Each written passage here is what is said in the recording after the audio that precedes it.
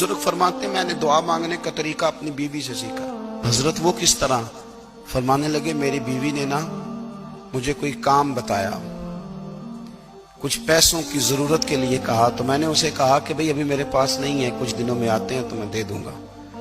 عورتوں کی عادت ہوتی ہے وہ بار بار یاد کراتی ہیں۔ 2-4 دنوں کے بعد پھر اس نے کہا حضرت وہ میں نے کہا تھا کچھ پیسے، میں نے اسے کہا کہ ابھی میرے پاس نہیں ہے، کچھ دنوں میں ملتے ہیں تو میں تمہیں دے دوں گا۔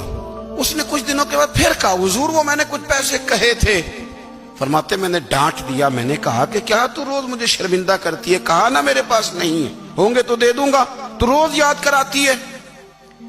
فرماتے ہیں اس نے پہلے تو میری ڈانٹ کو سہا، پھر میرے سخت جملوں نے اس کی آنکھوں میں آنسو پیدا کر دیے، پھر اس نے اپنے آنچل میں اپنے اس دکھ کو سمیٹا، اور پھر اس نے ایک جملہ کہا تو میں رو پڑا، اور مجھے اپنے رب سے مانگنے کا طریقہ آ گیا۔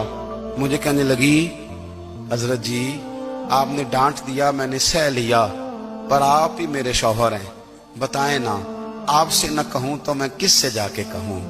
فرماتے ہیں میں رو پڑا، اور میں کھل کے رویا، اور میں تڑپ کے رویا، اور پھر میری سسکیاں بند گئیں۔ تو مجھے کہنے لگی آپ کو کیا ہوا؟ میں نے کہا مجھے بھی دعا مانگنی آ گئی ہے۔ جب میں اسے کہوں گا نا اللہ تو ہی میرا رب ہے، میں تجھ سے نہ کہوں تو میں کس سے جا کے کہوں؟ میں کیوں کسی بندے سے سوال کروں؟ میں کیوں کسی دنیا دار سے کہوں؟ میں تیرے بندوں کا، نیک بندوں کا وسیلہ لے کے، تیرے محبوب کی غلامی لے کے تیری بارگاہ میں آیا، تجھ سے نہ مانگوں تو کس سے مانگوں؟ سمجھ آ گئی ہے؟ جب میں اس رنگ میں مانگوں گا تو پھر رب میرے اوپر بڑا ہی فضل فرمائے گا۔